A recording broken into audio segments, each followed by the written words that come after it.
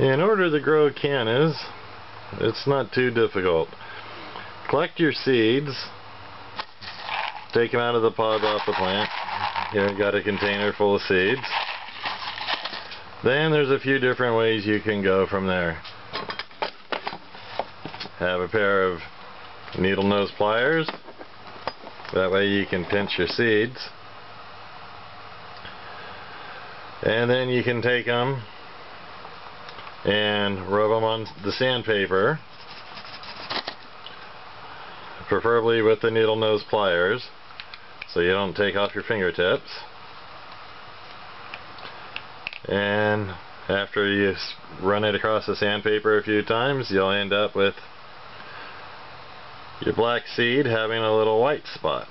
And that's your goal right at this point, is to get the black shell to break up. It will do it if you just plant it in the ground, but it could be 5 or 10 years before it's able to break through the shell. So here's a seed in the needle nose pliers. Right. Leave part of the seed sticking out. So you can take it now and rub it on your sandpaper.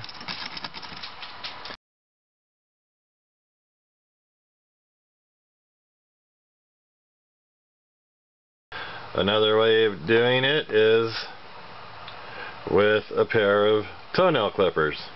Some people find this method to be pretty good.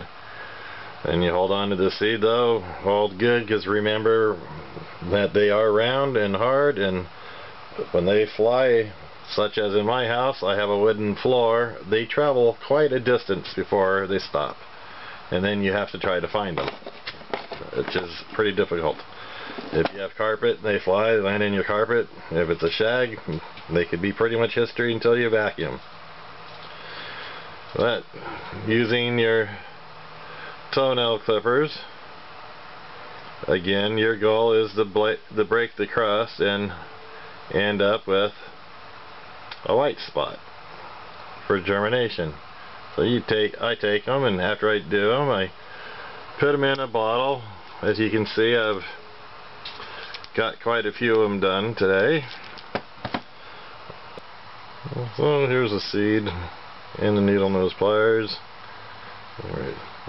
Leave part of the seed sticking out.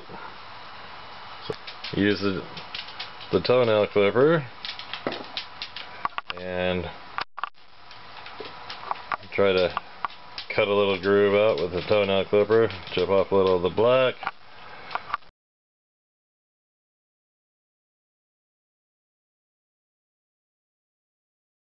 A third method, instead of using the sandpaper or the toenail clippers, which is a lot easier, what I found is take your seed,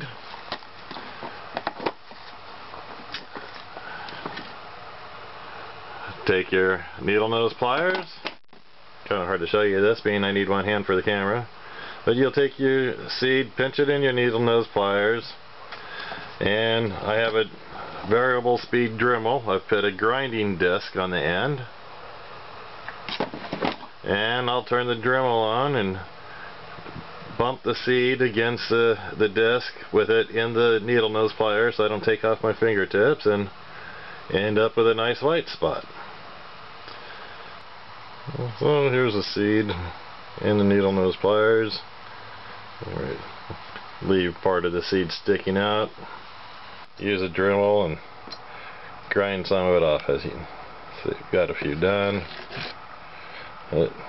That's basically how you want to have them inside your clippers.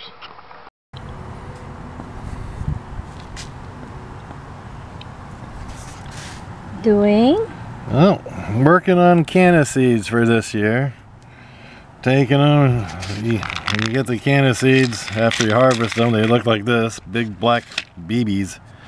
They're hard, very hard. See, pliers, 2 hands. Yeah.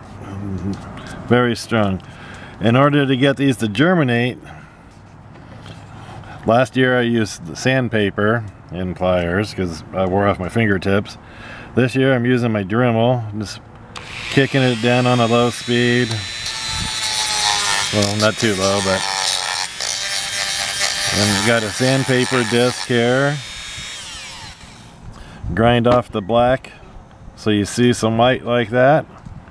That saves like 10 years of this thing being in the ground, because these could take 10 years to germinate on their own. Well, then I take it and I throw it in there, and then I'll fill that up with water. Now here's one that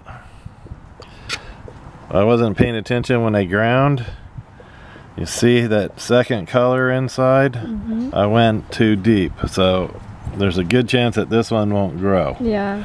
You only want to take off just the black. So you grab the seed, squish it in your pliers, grab your Dremel, kick your Dremel just on like 1. You don't have to crank it all the way up to full speed. Wiggle it on your sandpaper disc, and there it is. You got the white. So you just keep doing that until you've done them all, and then you can start germinating.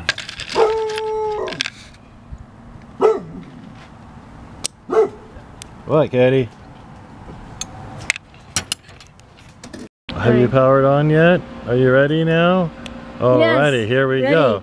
So you take your pliers, you grab your Canna seed, the Canna BB, whatever you want to call it.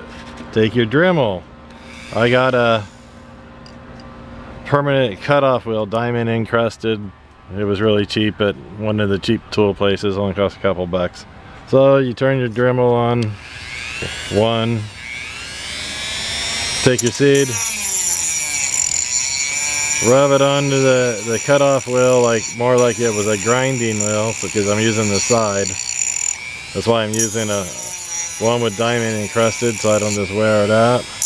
And bada bing bada bang, you wear a nice little hole through the black crust, and it's ready to soak in water for 7 to 10 days to germinate. Then you grab another one and repeat process. Bada bang, bada bang. Bada bing bada bang bada boom. There you And go. Look at that. there's, almost looks like pepper kernels, huh?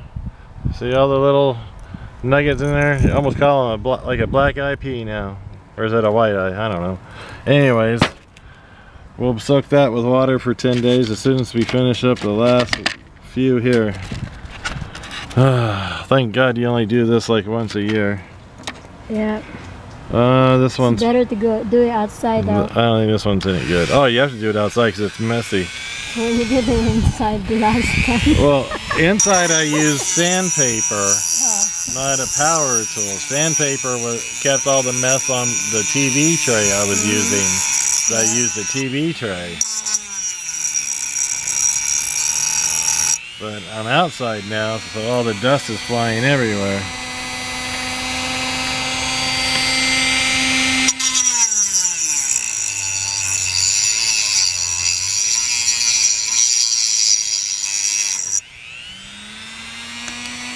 Alrighty.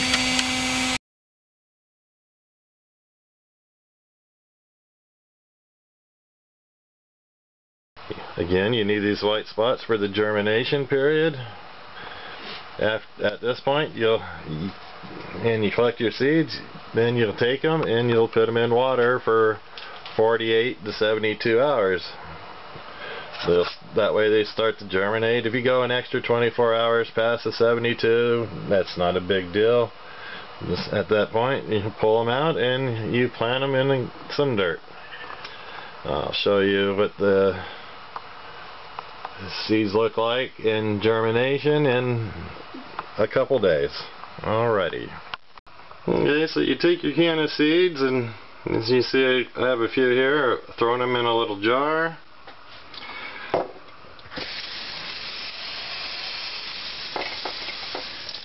Put some water in there and throw it up in a window or someplace for the next few days. Alright. Okay. Well, it's been a couple days. Here's a couple of the seeds from the water. Don't know how well you can see. They've The white spot has started to germinate. It is starting to protrude. So I believe you can see it on that seed right there. Starting to protrude out of the seed. So at this point they are ready to plant. So you'll drain your water and get them in there. Oops, excuse the coffee cups.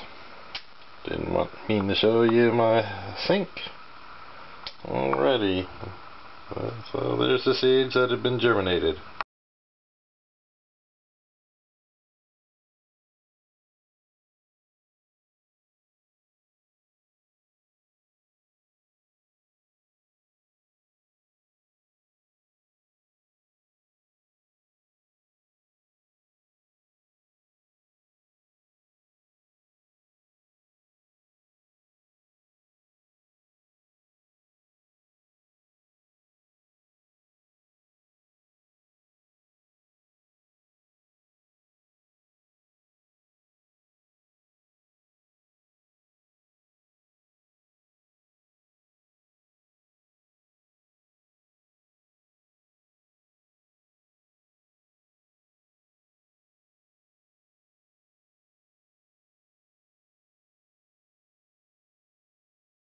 Alright, well, we filled this container with dirt and all its little tray spaces. I don't know how many there are in it. There's a bunch.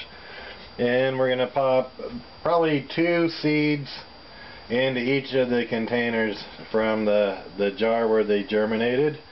When they sprout, then we'll pull them from there and we'll transplant them into a used ice cream container that we use for the next step. We transplant the seed into this and then transplant it once into the ice cream container. From the ice cream container it goes into the ground. That's the steps of that we do for the transplant. Alrighty.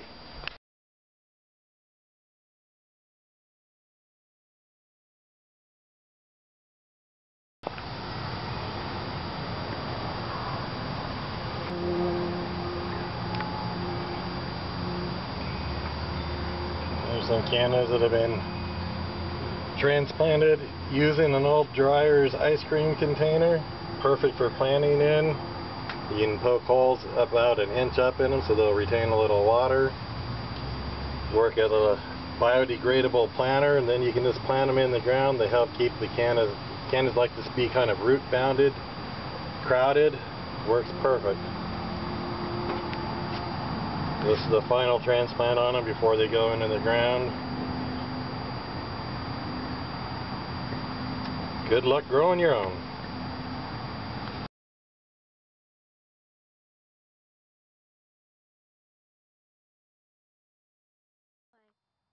Here's a canna that we have planted into the ground. We've transplanted in, and this will be its permanent home underneath this tree, along with this other green growth that you can see. And luckily, look at it, it's already flowering. Awesome. That means we'll get a long flower season out of this canna this year, as this is just May, about the middle of May, so we should have flowers on that for the next few months as it gets bigger. It'll probably get to be about 3-4 feet tall this year. Alrighty, hope that you had the same luck with yours.